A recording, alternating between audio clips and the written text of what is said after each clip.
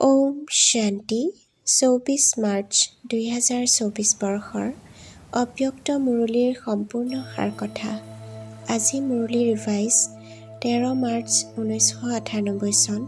মুৰুলিৰ বিষয় হোলী শব্দৰ অৰ্থ স্বৰূপত স্থিত হোৱা অৰ্থাৎ পিতাৰ সমান হোৱা। আজি বাপদাদাই চাৰিওফালৰ নিজৰ বিশ্বৰ সকলোতকৈ পবিত্ৰ, সকলোতকৈ উচ্চ আৰু সকলোতকৈ চহকী সন্তানসকলক চাই আছে। সাকাৰত সন্মুখত থকাই হওক বা দূৰৈত বহি অন্তৰেৰে সমীপত থকাই হওক, চাৰিওফালৰ সন্তানসকলক দেখি হৰ্ষিত হৈ থাকে। প্ৰতিগৰাকী সন্তান ইমান পবিত্ৰ যে গোটেই কল্পত আন কোনো ইমান পবিত্ৰ হোৱা নাই, হ'বও নোৱাৰে। সময়ে সময়ে ধৰ্মাত্মা, মহান আত্মা পবিত্ৰ হৈ আহিছে, কিন্তু তেওঁলোকৰ পবিত্ৰতা আৰু তোমালোকৰ পবিত্ৰতাৰ মাজত পাৰ্থক্য আছে। এই সময়ত তোমালোকে পবিত্ৰ হোৱা, এই পবিত্ৰতাৰ প্ৰাপ্তি বা প্ৰালব্ধ ভৱিষ্যত অনেক জন্মলৈকে তন মন ধন সম্বন্ধ সম্পৰ্ক আৰু লগতে আত্মাও পবিত্ৰ হয়। শৰীৰো পবিত্ৰ আৰু আত্মাও পবিত্ৰ। এনেকুৱা পবিত্ৰতা তোমালোক আত্মাসকলে প্ৰাপ্ত কৰা। মন বচন কৰ্ম তিনিওটা পবিত্ৰ হ'লে এনেকুৱা প্ৰালব্ধ প্ৰাপ্ত হয়। গতিকে এনেকুৱা পবিত্ৰতম আত্মা হোৱা। নিজক এনেকুৱা শ্ৰেষ্ঠ পবিত্ৰতম আত্মা বুলি ভাবানে? কোৱাটো সহজ নে অলপ অলপ কঠিন? কিন্তু কল্প পূৰ্বেও হৈছিলা আৰু এতিয়াও হ'বই লাগিব। দৃঢ় হোৱা নে অলপ অলপ অপবিত্ৰতা চলি যায়? স্বপ্ন মাত্ৰও অপবিত্ৰতা সমাপ্ত হ'বই লাগিব। ইমান নিশ্চয়তা আছে নহয় যে আজি হৈ আছোঁ আৰু কাইলৈ হৈয়ে যাম। গতিকে পবিত্ৰতমো হোৱা আৰু উচ্চতমো হোৱা। উচ্চতকৈ উচ্চ পিতাৰ উচ্চতকৈ উচ্চ সন্তান উচ্চতম হোৱা, সেয়েহে পূজা কৰা হয়। আজিকালিৰ উচ্চতম আত্মাসকলেই হওক, কামনাযুক্ত যিসকল ৰজা আছিল, এতিয়াতো নাই, ৰাষ্ট্ৰপতিয়ে হওক বা প্ৰধানমন্ত্ৰীয়ে হওক, তেওঁলোক পূজ্য নহয়। তোমালোক পূজ্য হ'বলগীয়া আত্মাসকলৰ আগত পূজাৰী হৈ নমস্কাৰ জনাই পূজা কৰে। এতিয়াও স্বৰাজ্য অধিকাৰী হোৱা আৰু ভৱিষ্যতেও ৰজাৰো ৰজা হোৱা, এনেকুৱা সৰ্বোচ্চ পদ প্ৰাপ্ত কৰা, লগতে বিশ্বত সকলোতকৈ চহকী হোৱা। তোমালোকৰ উপাধিয়েই হ'ল পদ্মা পদমপতি আৰু তোমালোকৰ সম্পদ এনেকুৱা যে 10 কোটি 1000 কোটি থকা সকলেও তেওঁলোকৰ ধনেৰে এনেকুৱা সম্পদ প্ৰাপ্ত কৰিব নোৱাৰে। তোমালোক শ্ৰেষ্ঠ আত্মাসকলে পিতাৰ দ্বাৰা এনেকুৱা ভাগ্য গঢ়ি আছা যে খোজে প্ৰতি পদম 1,00,000 কোটি আছে। তেন্তে গোটেই দিনটোত কিমান পদম হ'ল হিচাপ কৰা। এনেকুৱা কোনোবা কোটিপতি আছেনে যিয়ে এদিনত ইমান উপাৰ্জন কৰিব? তোমালোকৰ এনেকুৱা সম্পদ আছে যে জুইয়েও জ্বলাব নোৱাৰে, পানীয়ে ডুবাব, চোৰে লুটিব নোৱাৰে, ৰজায়ো খাব নোৱাৰে। এনেকুৱা সম্পদ এই পুৰুষোত্তম সংগম যুগতহে প্ৰাপ্ত কৰা। গতিকে নিজৰ এনেকুৱা স্বমান স্মৃতিত থাকেনে নাথাকে? পিছত বহাসকলে হাত লৰাই আছে, পিছৰসকল আৰামত বহি আছা নহয়। বিশ্বত সকলোতকৈ ধনী হোৱা, গতিকে আৰামেই আৰাম। ডাঙৰতকৈও ডাঙৰ বিশ্ববিদ্যালয়তো এনেকৈ পাঠ পঢ়িবলৈ চোফাত নবহে, কিন্তু তোমালোক ভিকহুৰ পৰা ৰাজকুমাৰ হোৱা। ভিকহু হোৱা আৰু ৰাজকুমাৰো হোৱা, সকলো ত্যাগ অৰ্থাৎ ভিকহু, সৰ্বপ্ৰাপ্তি অৰ্থাৎ ৰাজকুমাৰ। ত্যাগ অবিহনে ইমান ডাঙৰ ভাগ্য প্ৰাপ্ত নহয়, ত্যাগৰেই ভাগ্য প্ৰাপ্ত হয়। তন মন ধন সম্বন্ধ সকলো ত্যাগ কৰিলা অৰ্থাৎ পৰিৱৰ্তন কৰিলা। তন মোৰ সলনি তোমাৰ কৰিলা।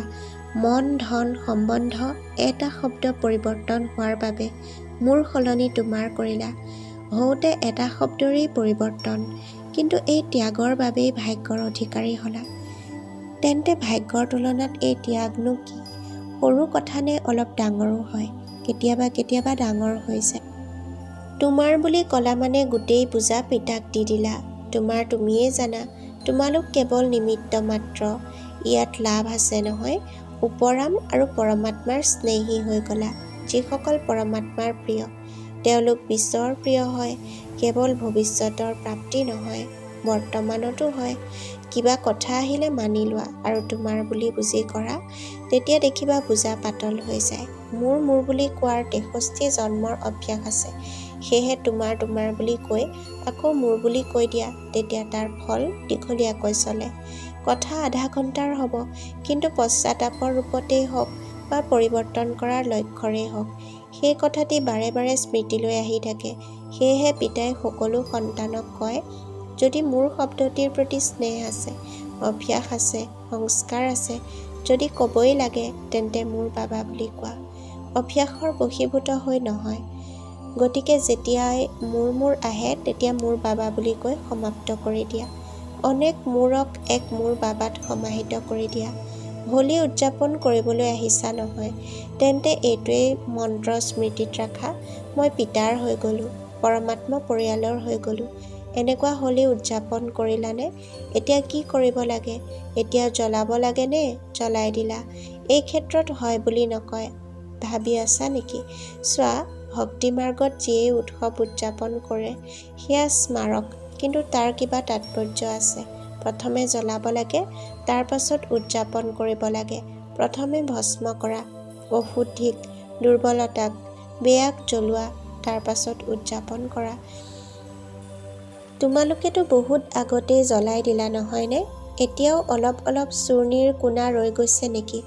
পাণ্ডৱসকলে যি চোলা বা দীঘল সাজপাৰ পিন্ধা, তাৰ কোনোবাটো কোণা ৰৈ গৈছে নেকি? শৰীৰৰ কোণাটো ৰৈ যোৱা নাই।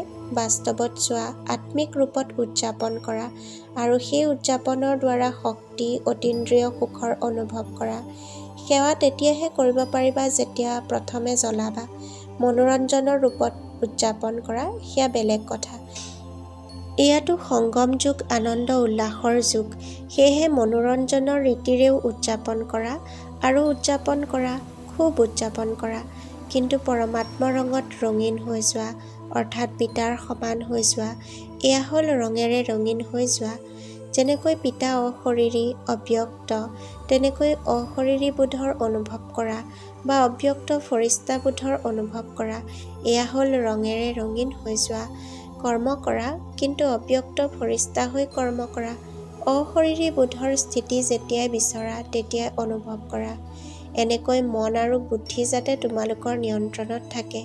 আদেশ দিয়া, অশৰীৰী হৈ যোৱা। আদেশ দিলা আৰু হৈ গ'ল, ফৰিস্তা হৈ যাওক। মনটোক যেনেকৈ য'ত যেনেকুৱা স্থিতিত স্থিত কৰিব বিচৰা, য'ত ছেকেণ্ডত স্থিত হৈ যাওক। যেনেকৈ পৰিস্থিতি নহওক, অস্থিৰতা নহওক, কিন্তু অস্থিৰ পৰিস্থিতিত স্থিৰ হৈ যোৱা। এনেকুৱা নিয়ন্ত্ৰণ শক্তি আছেনে? নে ভাবি ভাবি অশৰীৰী হৈ যোৱা?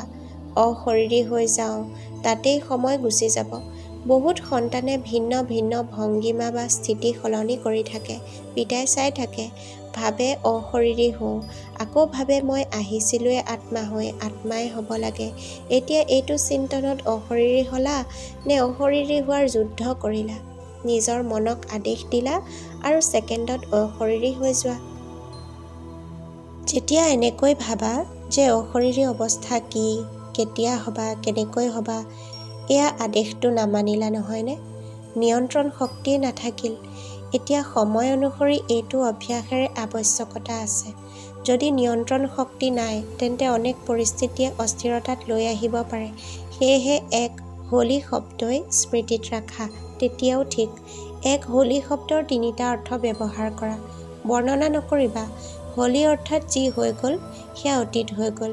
হোলী অৰ্থাৎ পিতাৰ হৈ গ'লোঁ। আৰু কি হৈ গ'লোঁ? হোলী অৰ্থাৎ পবিত্ৰ আত্মা হৈ গ'লা। হয়, যি হৈ গ'ল সেয়া অতীত হৈ গ'ল। এনেকুৱা নহয় যে ভাবি থাকিবা, বৰ্ণনা কৰি থাকিবা, নহয়। অৰ্থস্বৰূপত স্থিত হৈ যোৱা। ভাবিলা আৰু হৈ গ'লা। বাপ-দাদাই ড্ৰিল কৰালে। এতিয়া সময় অনুসৰি তোমালোক সকলো নিমিত্ত হোৱা। সদায় স্মৃতি আৰু সেৱাত ব্ৰতী হৈ থাকোঁতা আত্মাসকলে স্ব-পৰিৱৰ্তনৰ দ্বাৰা বিশ্ব পৰিৱৰ্তনৰ প্ৰকম্পন শক্তিশালী আৰু তীব্ৰ গতিত বৃদ্ধি কৰিব লাগে। চাৰিওফালে মনৰ দুখ আৰু অশান্তি, মনৰ দুশ্চিন্তা বহুত তীব্ৰ গতিৰে বৃদ্ধি হৈ গৈ আছে। বাপ-দাদাৰ বিশ্বৰ আত্মাসকলৰ প্ৰতি দয়া উপজে। গতিকে যিমান তীব্ৰ গতিৰে দুখৰ লহৰ বৃদ্ধি হৈ গৈ আছে, সিমানেই তোমালোক সুখদাতাৰ সন্তানসকলে নিজৰ মনৰ শক্তিৰে, মনৰ সেৱা বা শক্তিৰ প্ৰকম্পন দিয়াৰ সেৱাৰে, বৃত্তিৰে চাৰিওফালৰ সুখৰ অঞ্জলিৰ অনুভৱ কৰোৱা। পিতাকতো আহ্বান জনায়েই, কিন্তু তোমালোক পূজ্য আত্মাসকলকো কিবা নহয় কিবা ৰূপত আহ্বান জনাই থাকে। সেয়েহে হে দেৱ আত্মাসকল, পূজ্য আত্মাসকল, নিজৰ ভক্ত আত্মাসকলক শক্তিৰ প্ৰকম্পন দিয়া। বৈজ্ঞানিকসকলেও ভাবে যে এনেকুৱা কিবা উদ্ভাৱন কৰোঁ যাতে দুখ সমাপ্ত হৈ যায়। সাধনে সুখৰ লগতে দুখো দিয়ে, কিন্তু দুখ নহওক, কেৱল সুখৰে প্ৰাপ্তি হওক, এনেকৈ নিশ্চয় ভাবে। কিন্তু কেৱল নিজ আত্মাতেই অবিনাশী সুখৰ অনুভৱ নহ'লে তেন্তে আনক কেনেকৈ দিব পাৰে? কিন্তু তোমালোক সকলোৰে সুখৰ শান্তিৰ নিস্বাৰ্থ সঁচা প্ৰেমৰ পুঁজি জমা হৈ আছে। জমা আছেনে? নে যিমান জমা কৰা সিমান খৰচ হৈ যায়? এইটো পৰীক্ষা কৰা। জমাটো হয়, কিন্তু জমাৰ লগতে খৰচতো হৈ নাযায়। জ্ঞানৰূপী সম্পদটো খৰচ কৰিলে বৃদ্ধি পায়, কম নহয়। যদি বাৰে বাৰে নিজৰেই স্বভাৱ সংস্কাৰ বা মায়াৰ ফালৰ পৰা অহা সমস্যাবোৰত নিজৰ শক্তি ব্যৱহাৰ কৰা, তেন্তে জমাৰ হিচাপ কম হৈ যায়। গতিকে পৰীক্ষা কৰা। জমা কৰিলা, কিন্তু খৰচো কৰিলা, বাকী হিচাপ কিমান থাকিল? দুদিন উপাৰ্জন কৰিলা আৰু এদিন ইমানেই খৰচ কৰিলা যে জমা কৰাখিনিও খৰচ কৰিবলগীয়া হ'ল। এনেকৈয়ে নিজৰ প্ৰতিয়েই ব্যৱহাৰ কৰি শেষ কৰিলা, তেন্তে 21 জন্মৰ কাৰণে কি জমা কৰিলা? যদি খৰচৰ হিচাপ নুলিওৱা, তেন্তে সময়ত প্ৰবঞ্চিত হৈ যাবা।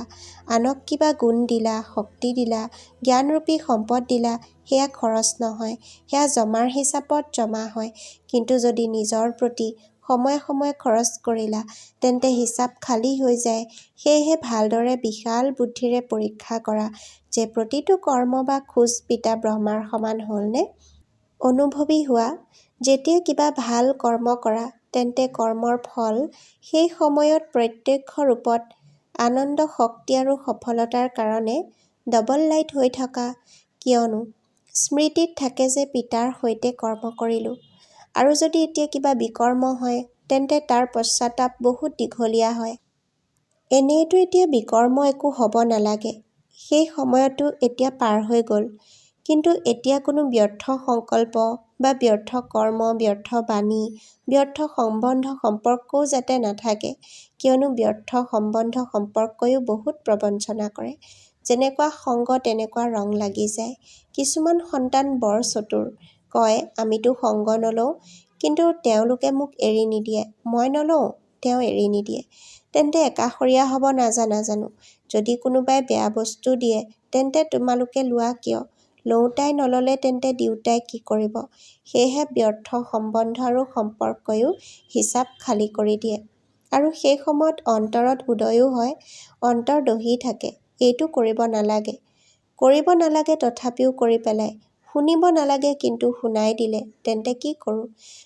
কিন্তু যদি পুৰুষাৰ্থী হোৱা, তেন্তে ব্যৰ্থ কৰ্মও হ'ব নালাগে। যদি অমনোযোগী হোৱা, তেন্তে বাদ দিয়া, আৰামত শুই যোৱা, ট্ৰেটাত আহি যাবা। কিন্তু যদি পুৰুষাৰ্থী হোৱা, তেন্তে সেই সময়তে অন্তৰত উদয় হয়, অন্তৰ দহে যে এইটো কৰিব নালাগে। যদি তথাপিও কৰে, তেন্তে বাপ দাদাইতো ক'ব যে এনেকুৱা সন্তান সকলো আচৰিত, নিবিচাৰিলেও কৰি থাকে, অন্তৰ দহি থাকে আৰু শুনিও থাকে, কৰিও থাকে। গতিকে বহুত শক্তিশালী আত্মা।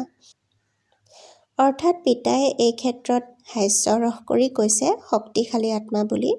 সেইটো প্ৰকৃততে নহয়। আমি শক্তিশালী হ'লে আমি ভুল কামটো নকৰোঁ। সেয়েহে ব্যৰ্থৰ ওপৰতো পৰীক্ষা মনোযোগেৰে কৰা। বৰদান: হোলী শব্দৰ অৰ্থ জীৱনত ধাৰণ কৰি পুৰুষাৰ্থৰ গতি তীব্ৰ কৰোঁতা, তীব্ৰ পুৰুষাৰ্থী হোৱা। ব্যাখ্যা: হোলী অৰ্থাৎ যিটো কথা হৈ গ'ল, অতিবাহিত হৈ গ'ল, তাক একেবাৰে শেষ কৰি দিয়া। যি হৈ গ'ল সেয়া অতীত হৈ গ'ল বুলি বুজি আগবাঢ়ি যোৱা। এয়াই হ'ল হোলী উদযাপন কৰা। হৈ যোৱা কথা এনেকুৱা অনুভৱ হওক যেন বহুত পুৰণা জন্মৰ কথা। যেতিয়া এনেকুৱা স্থিতি হৈ যায়, তেতিয়া পুৰুষাৰ্থৰ গতি তীব্ৰ হয়। গতিকে নিজৰ আৰু আনৰ হৈ যোৱা কথাবোৰ কেতিয়াও চিন্তনত নানিবা, অন্তৰত নাৰাখিবা আৰু বৰ্ণনাটো কেতিয়াও নকৰিবা। তেতিয়াহে তীব্ৰ পুৰুষাৰ্থী হ'ব পাৰিবা। শ্লোগান: মোৰ বোধৰ অনেক সম্বন্ধ সমাপ্ত কৰা মানেই ফৰিস্তা হোৱা। ওম শান্তি। সেৱাৰ বৃদ্ধিৰ অৰ্থে এই চেনেলটো লাইক, ছাবস্ক্ৰাইব আৰু ঈশ্বৰীয় বিদ্যাৰ্থীসকলৰ মাজত শ্বেয়াৰ কৰিব বুলি আশা কৰিলোঁ। ধন্যবাদ।